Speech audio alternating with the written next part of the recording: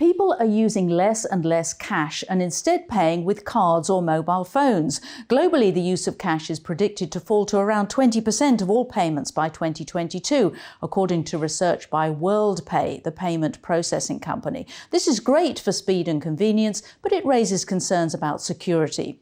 Well, to find out what we can expect in this area, let's meet our guest today, Ron Khalifa, Vice Chairman of Worldpay. I'm Sarah Lockett. Welcome to the Business Debate.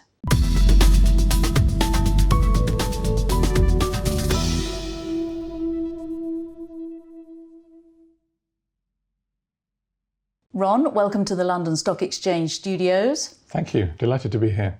So how does the decline of cash and the rise of mobile wallets and cards, how does it differ around the world? So cash is in decline, without a shadow of a doubt, throughout the world. And that's principally because consumers, you and I, are increasingly getting much more comfortable using other forms of payment.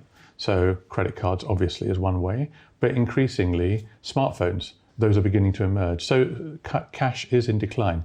We think it's going to decline by about 14% by 2022 from where it is now for point of sale transactions.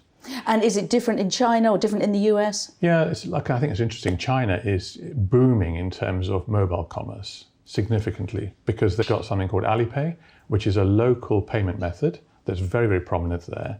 And we're seeing something like 60% of all transactions in that market, 60% are paid through that means. So that's, it's increasingly the way that people are adopting to pay there. Now, what will happen is that other parts of the world are going to start to embrace similar technologies. And as that happens, I think we're going to start to see that further decline. And what can we expect in the next, say, 3 to 5 years in terms of biometrics? Because we're already paying with our thumbprint on some forms of mobile payment, aren't we? Yeah. Look, biometrics, I think, people thought it was a bit of a wacky idea many, many years ago, but increasingly, you and I and others are increasingly happy to unlock their phone with a thumbprint.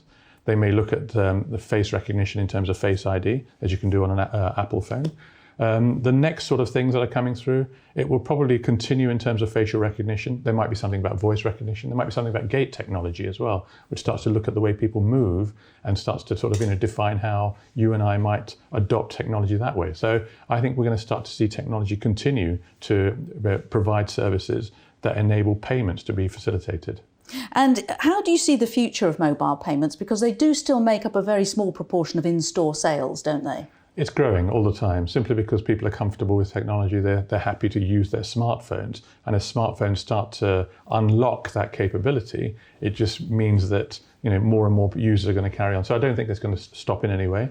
We're going to start to see an increase in terms of mobile commerce. And thinking about regulation, how are you helping your clients prepare for PSD2?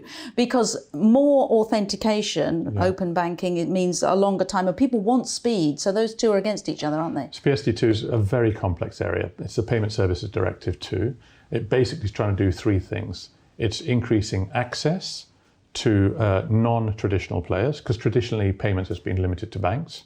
It's driving innovation, and it's driving competition. So what we're doing is actually facilitating that by providing services for our retailers, who are our customers, to ensure that they can take payments across any spectrum of payment type, whether it's a phone, whether it's a point of sale, whether it's online, and making sure that that stays in front for consumers so they've got the greatest choice of how to pay. Now, you provide a completely downloadable app which makes a mobile phone into a card terminal. How much has that sort of revolutionised payment taking? It's still early days for us, but we've launched something which is basically safe and frictionless. That's what consumers are looking for, and merchants and retailers are looking for. They want something that's easy to use, very, very accessible, and actually low cost and efficient. So what this avoids is the cost of a large point of sale device that you need to pay for, because everyone's walking around with a smartphone and they can use that as a point of sale terminal. And that's created an opportunity for increasing the number of card payments that are in the system. Simply because more and more people are more comfortable to go for that, particularly small businesses. What I think will happen is that as those small businesses adopt this technology and consumers start to get used to it, then I think we'll start to see that being used in other sectors as well, in other mid-sized merchants, and in due course, large ones. So I think this is going to be something that's going to be here to stay. Now, cash has the advantage that it's supremely unhackable. So what would you say to people about security of card payments? Security is a standard concern for many, many people, whether they're consumers or the retailers. And increasingly, we're moving towards a society where less cash is sloshing around in the system. And we've started to see some retailers who are actually only taking cashless transactions. So that they, Co-op are trying something, Costa, I think, is another coffee shop that's trying something, and Sainsbury's are trying something.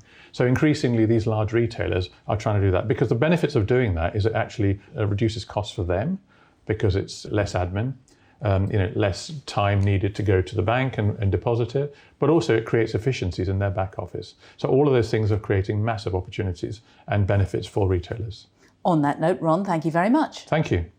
Well, that's all we've got time for now, but join us next time when we'll be hearing from another global thought leader. From me, for now, Sarah Lockett at the London Stock Exchange Studios, it's goodbye and thanks for watching.